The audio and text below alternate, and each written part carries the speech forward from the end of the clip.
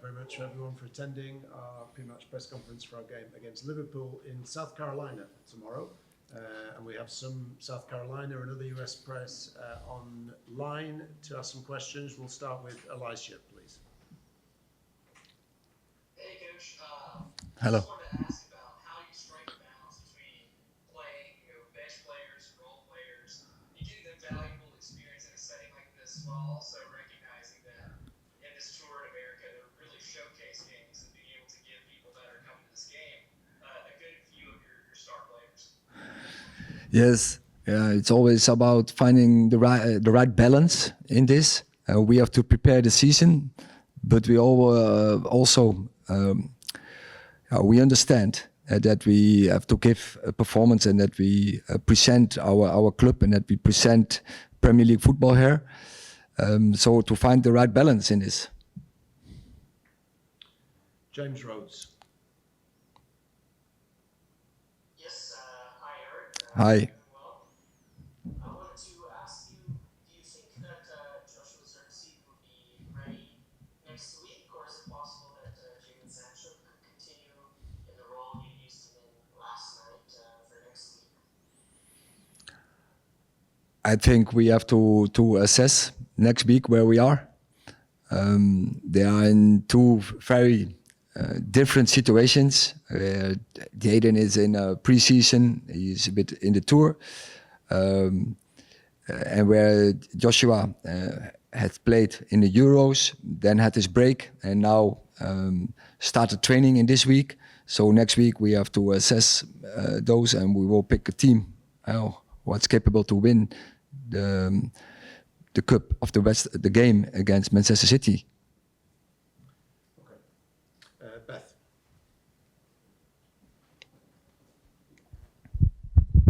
Hi, Erik. Hi. Klopp, Arteta, Pep Guardiola, they all had the ability to rebuild their own team with all of their new players. You've still got a lot of players that you inherited when you first came in. Does that make it harder to play the way that you want to?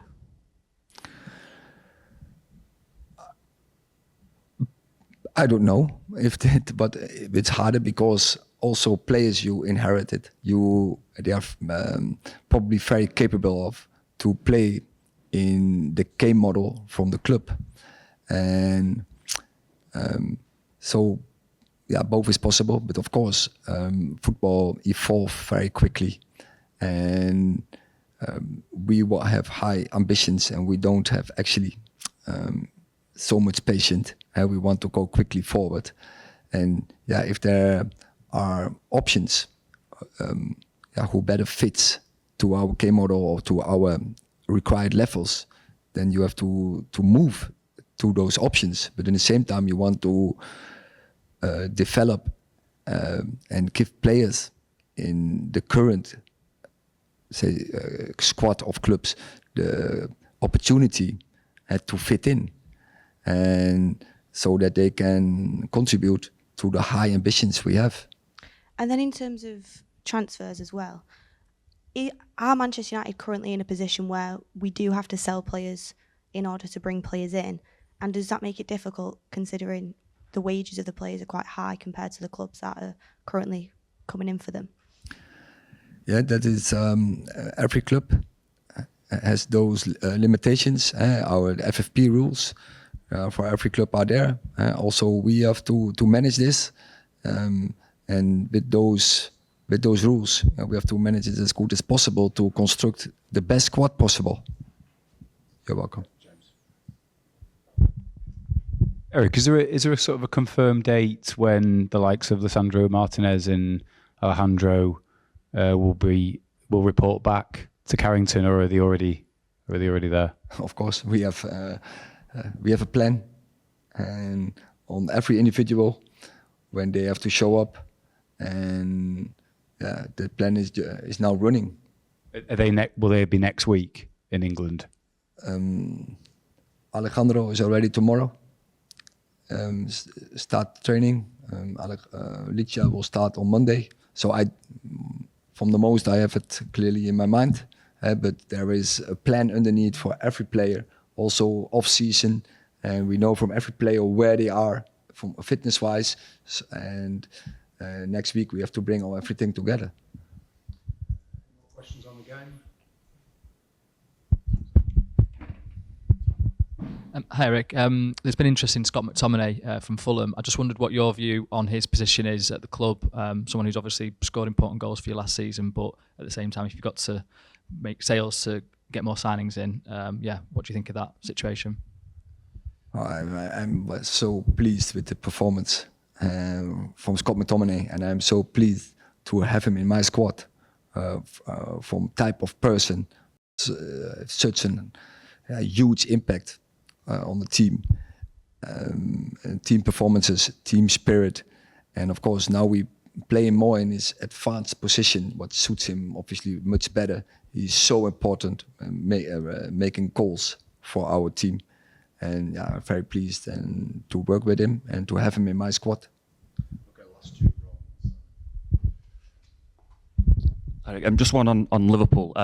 Under Jurgen Klopp, Liverpool were considered one of the main title challengers every year. Obviously now he's gone and there's a new manager. Do you think it's going to be hard for Arne Slot to carry on, keep Liverpool at that level, or would you expect, like we've seen with other clubs, a little bit of a drop off maybe while he gets his feet under the table and starts rebuilding that team in his own image? I think that he's in a quite good place because you have the structures are good, the players are good, and the club football was of course very good and very successful. But I'm sure that Arne, with his skills, that he can add to this, and that there will be elements in that from club football, and but he will bring also elements in, and when they bring this together, then they have a very good chance to stay very successful. Last question, Simon. Hi Erik, it's just an update on last night really, and Marcus Rashford obviously went off and Anthony went off before time. Have you got any update on either of those, and will either of them play on Saturday? We have to wait, and of course we don't go into risk to the last game of the tour. Going up into the season next week already, we go into an important game, and we are still within the 24 after a game. So assessment, the final assessment we have to make, and we will see if they are ready for the game for Saturday against Liverpool. Okay, thank you very much. Okay, you're welcome.